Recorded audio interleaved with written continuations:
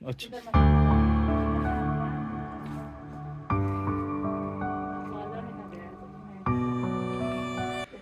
ਖੁਦਾ 'ਚ ਤੁਹਾਡੀ ਸਲਾਮਤੀ ਹੋਵੇ। ਮੈਂ ਨਵੀਦ ਮਸੀਹ।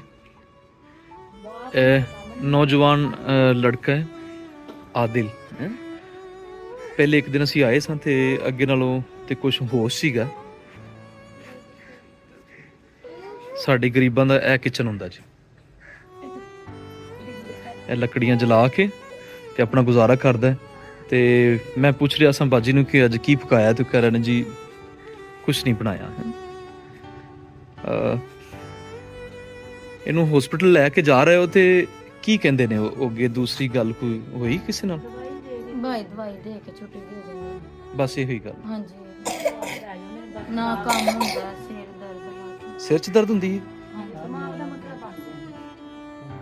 ਅੱਛਾ, ਤੇ ਮਿਰਗੀ ਦੇ ਦੌਰੇ ਪੈਂਦੇ ਨੇ? ਅੱਛਾ, ਮੈਨੂੰ ਦੱਸ ਕੇ ਰਿਕਸ਼ਾ ਚਲਾਉਣ ਵੀ ਗਿਆ ਸੀ? ਹਾਂਜੀ, ਜ਼ਾਹਰੀ ਗੱਲ ਹੈ, ਦਿਹਾੜੀ ਬਾਲ ਨੇ ਗਿਆ। ਹਾਂ ਹਾਂ ਹਾਂ। ਟਿਕ ਗਿਆ, ਸਵਾਰੀਆਂ ਬਿਠਾਉਣ ਗਿਆ ਸੀ, ਫਿਰ ਮੈਂ ਘਰ ਮੁੰਡੇ ਛੱਡ ਗਿਆ। ਅੱਛਾ ਅੱਛਾ। ਤੇ ਅਗਰ ਤੁਹਾਨੂੰ ਕਿਤੇ ਅਸੀਂ ਹਸਪੀਟਲ ਦਾਖਲ ਕਰਾਣੇ ਆ ਤੇ ਇੰਜ ਮੁਮਕਿਨ ਹੋ ਸਕਦਾ? ਕੀ ਖਿਆਲ ਹੈ? ਜੀ ਜੀ ਜੀ। ਇਹ ਇਹਨਾਂ ਦਾ ਘਰ ਜੀ ਆਦਿਲ ਦਾ। ਜਦੋਂ ਅਸੀਂ ਸਲਾਬ ਦੇ ਵਿੱਚ ਐਸੇ ਇਲਾਕੇ 'ਚ ਆ ਰਹੇ ਸਾਂ ਤੇ ਸਾਡਾ ਧਿਆਨ ਇਹਦੇ ਲਈ ਪਿਆ। ਖੁਦਾ ਇਹਦੀ ਜ਼ਿੰਦਗੀ ਕਰੇ ਹੈ। ਅੱਛਾ, ਇਹ ਇਸ ਰਿਕਵੈਸਟ ਕਰਾਂਗੇ ਕਿ ਅਸੀਂ ਇਹਦਾ ਇਲਾਜ ਕਰਵਾਉਣਾ ਚਾਹੁੰਦੇ ਹਾਂ ਬਿਲਕੁਲ ਮੁਕੰਮਲ, ਤਾਂ ਕਿ ਆਪਣੇ ਬੱਚਿਆਂ ਦੇ ਵਿੱਚ ਸਿਹਤਮੰਦ ਤੇ ਈਜ਼ੀ ਰਹਿ ਸਕੇ। ਇੱਕ ਤੇ ਇਹਨੂੰ ਮਿਰਗੀ ਦੇ ਦੌਰੇ ਪੈਂਦੇ ਨੇ, ਠੀਕ ਹੈ, 2 ਦਫਾ ਪਏ ਨੇ।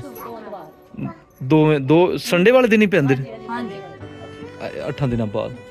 ਅੱਛਾ, ਤੇ ਇਹ ਤਾਇਆ? ਅੱਛਾ ਜੀ। ਆਦਿਲ ਇੱਕ ਭੱਠਾ ਮਜ਼ਦੂਰ ਜਿਹੜਾ ਹੁਣ ਬਿਮਾਰ ਹੋਣ ਦੀ ਵਜ੍ਹਾ ਤੋਂ ਭੱਠੇ ਤੋਂ ਵੀ ਇਹਦੀ ਵਾਲਦਾ ਤੇ ਇਹਦਾ ਤਾਇਆ ਇੱਥੇ ਰਹਿੰਦਾ ਇਹਦੇ ਕੋਲ। ਇਹਨਾਂ ਨੂੰ ਇੱਥੇ ਆਪਣੇ ਕੋਲ ਲੈ ਨੇ, ਲੇਕਿਨ ਭੱਠੇ ਵਾਲੇ ਵੀ ਪਿੱਛੇ ਪੈ ਰਹੇ ਨੇ। ਹਾਂਜੀ ਭਾਈ, ਕੰਮ ਥੋੜੇ ਦਿਨਾਂ ਤੱਕ ਚੱਲਣ ਵਾਲੇ ਨੇ ਤੇ ਉਹ ਕਹਿੰਦੇ ਮਤਲਬ ਜਾਂ ਪੈਸਿਆਂ ਦਾ ਅਰੇਂਜ ਕਰੋ ਜਾਂ ਕੇ ਕੰਮ ਕਰੋ। ਪੈਸੇ ਕਿੰਨੇ ਨੇ? ਪੈਸੇ 1,55,000। 1,55,000 ਤੁਹਾਡੇ ਤੇ ਕਰਜ਼ਾ ਵੀ? ਹਾਂਜੀ। ਅੱਛਾ ਜੀ, ਖੁਦਾ ਤੁਹਾਨੂੰ ਇਸ ਮੁਸੀਬਤ ਤੋਂ ਕੱਢੇ ਹੈ। ਅਸੀਂ ਥੋੜਾ ਜਿਹਾ ਤੁਹਾਡੇ ਵਾਸਤੇ ਕੁਝ ਲੈ ਕੇ ਆਏ ਹਾਂ ਤਾਂ ਕਿ ਇਹਦਾ ਮੁੰਡੇ ਦਾ ਇਲਾਜ ਹੋ ਸਕੇ। ਆਦਿਲ ਇਹ ਲੈ ਯਾਰ, ਇਹ ਤੇਰੇ ਇਲਾਜ ਵਾਸਤੇ ਨੇ। ਅੱਛਾ, ਰਜ਼ਵਾਨ ਤਸੀਮ ਸਾਹਿਬ ਨੇ। ਕੌਣ? ਰਜ਼ਵਾਨ ਤਸੀਮ ਸਾਹਿਬ, ਠੀਕ ਹੈ। ਉਹਨਾਂ ਨੇ ਤੁਹਾਡੇ ਵਾਸਤੇ ਕੁਝ ਘੱਲਿਆ ਤਾਂ ਕਿ ਤੁਸੀਂ ਆਪਣੀ ਦਵਾਈ ਲਿਆ ਸਕੋ। ਤੇ ਅਸੀਂ ਦੁਆ ਗੋਂ ਤੁਹਾਨੂੰ ਖੁਦਾ ਬਿਲਕੁਲ ਠੀਕ ਠਾਕ ਕਰੇ, ਠੀਕ ਹੈ। ਅੱਛਾ ਜੀ, ਫਿਰ ਮੈਂ ਰਿਕੁਐਸਟ ਕਰਾਂਗਾ ਡਾਕਟਰ ਜਿੰਨੇ ਸਾਨੂੰ ਡਾਕਟਰ ਵੇਖਦੇ ਹੋਣ, ਇਹ ਮੁੰਡਿਆਂ ਦਾ ਇਲਾਜ ਅਸੀਂ ਕਰਵਾਉਣਾ ਚਾਹੁੰਦੇ ਹਾਂ। ਇਹਦੀ ਏਜ ਕਿੰਨੀ ਹੈ? 23 ਸਾਲ। 23 ਸਾਲ ਦਾ, ਜਿਹਦੇ 2 ਬੱਚੇ ਨੇ, ਨੌਜਵਾਨ ਮੁੰਡਾ ਹੈ। ਤੇ ਅਸੀਂ ਚਾਹੁੰਦੇ ਹਾਂ ਕਿ ਇਹਦਾ ਇਲਾਜ ਹੋ ਜਾਏ। ਕੋਈ ਡਾਕਟਰ ਵੇਂਦਾ ਪਿਆ ਤੇ ਜ਼ਰੂਰ ਸਾਡੇ ਨਾਲ ਗੱਲ ਕਰ ਸਕਦਾ। ਇਹਦੀ ਬਿਮਾਰੀ ਦੀ ਕੁਝ ਕੰਡੀਸ਼ਨ ਦੁਬਾਰਾ ਸਾਨੂੰ ਦੱਸੋ, ਕੀ ਕੀ ਹੁੰਦਾ ਹੈ? ਪਹਿਲੇ ਤੇ ਭਾਈ ਉਹਨਾਂ ਕਿਹਾ ਸੀ ਮਤਲਬ ਟੀਵੀ। ਅੱਛਾ, ਟੀਵੀ ਤੋਂ ਬਾਅਦ ਚੈੱਕਅਪ ਕਰਵਾਇਆ, ਫਿਰ ਦੋਨਾਂ ਗੁਰਦਿਆਂ 'ਚ ਪੱਥਰੀਆਂ ਦੀ ਸ਼ਿਕਾਇਤ ਵੀ ਤੇ ਹੈ ਨਹੀਂ ਸੀ। ਅੱਛਾ ਅੱਛਾ। ਫਿਰ ਮਤਲਬ ਥੋੜੀ ਜ਼ਿਆਦਾ ਹਾਲਤ ਖਰਾਬ ਹੋ ਗਈ, ਸਾਨੂੰ ਨਹੀਂ ਪਤਾ ਚੱਲਿਆ ਤੇ ਉਹਨਾਂ ਕਿਹਾ ਦੂਸਰਾ ਝਟਕਾ ਇਹਨੂੰ ਮਿਰਗੀ ਦੇ ਦੌਰਿਆਂ ਦਾ ਪਿਆ।